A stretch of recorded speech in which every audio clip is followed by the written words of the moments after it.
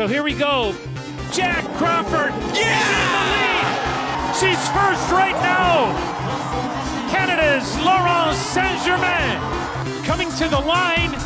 Grenier wins. Yeah, come on. Let's go racing. Hi everyone, and welcome to the first episode of Let's Go Racing. Ahead of the upcoming campaign on the slopes, there are 4 big questions, and we can't wait to discover their answers. Question number 1. Can Michaela Shiffrin get to 100 World Cup wins this season? When Shiffrin surpassed Ingemar Stenmark's total of 86 World Cup victories in March, she became the winningest alpine skier in the sport's history. Now with 88 titles to her name, can the 28-year-old hit triple digits by next spring? She won 14 races last season and a World Cup record 17 during the 2018-2019 campaign. Question number 2. Will Marco Odermatt continue to be the guy everyone chases? Nobody's taken the alpine skiing world by storm quite like the 26-year-old Swiss native the last few years. Odermatt has won the overall World Cup title the last 2 seasons in convincing fashion. In fact, his 13 wins last year propelled him to a single-season men's World Cup points record of 2,042. As good as Odermatt's been, keep your eye on the attacking Viking, Norway's Alexander Amot Kilde. Odie's success has surely sparked a fire beneath last season's Crystal Globe winner in the downhill. Question number 3. Can the Canadian men's speed team keep last season's momentum going and stay in the fast lane? The 2022-23 campaign was one of the most exciting in recent memory for Alpine Canada. Jack Crawford shocked everyone when he won gold in the Super G at the World Championships in France. A few days later, Cam Alexander earned a bronze medal in the downhill. Crawford also picked up 3 podiums in World Cup downhills on his way to finishing 5th overall in the discipline. And our final question, number 4. What more are Canadian techstars Val Grenier and Laurence Saint-Germain capable of? Canadian women couldn't let the men's speedster steal all of the headlines last season. Grenier earned the first World Cup podium of her career in January when she won a giant slalom in Slovenia. Then Saint-Germain came out of nowhere at Worlds to win gold in the slalom.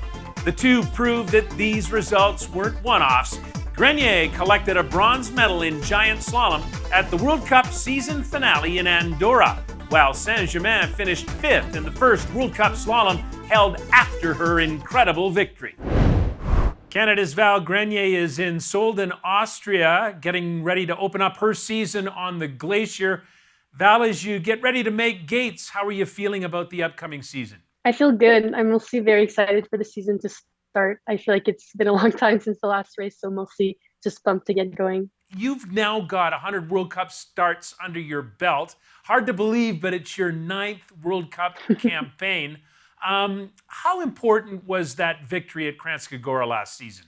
The victory was very important. It meant a lot. It proved that I was finally doing the right things, and it finally, everything came together. I had been, like you said, had done a lot of World Cups. I've been on the World Cup circuit for a long time, so it just was something that I had been dreaming of since a long time. So yeah, it's just the most amazing thing, and it proved that I was finally on the right track.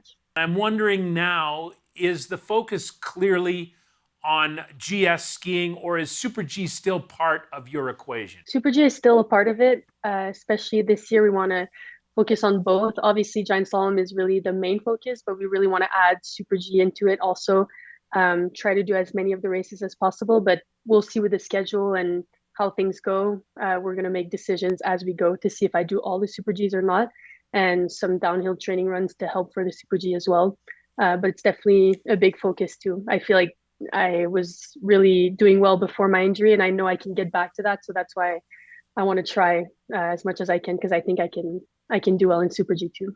I know you're good friends with Laurence Saint-Germain, and you've roomed with her on the road and at training camps and so forth.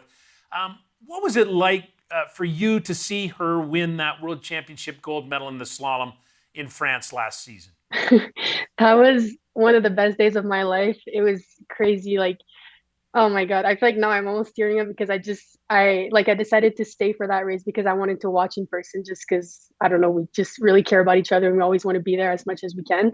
So I decided to stay and I was so grateful because it was insane. Like, I don't know, I just was crying so hard.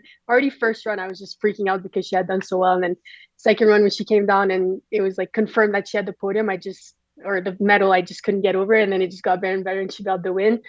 And oh, I was so happy for her. It's just we both of us have been through a lot, and we've been doing this together since the beginning, like since Quebec team, and we've been best friends this whole time. So just to both of us to get this at the same like on this during the same year was also just I don't know. After I had my win, I was like wanting it for her so bad. I wanted success too for her because we had been talking about it for so long. We were both like, this is gonna happen for us. Like I can feel it. We kept saying that to each other, but it wasn't happening, wasn't happening. So finally, when it did, I was just too happy for her. It was one of the best days ever. Congratulations on all that you've done and have a great World Cup season, Val.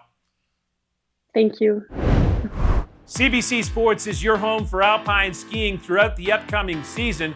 Stream races live online, read up on events on our website, and keep your eyes open for the next episode of Let's Go Racing on cbcsports.ca and YouTube. We'll be back in just under a month to get you set for the North American stops this season, including Mont Tremblant's debut.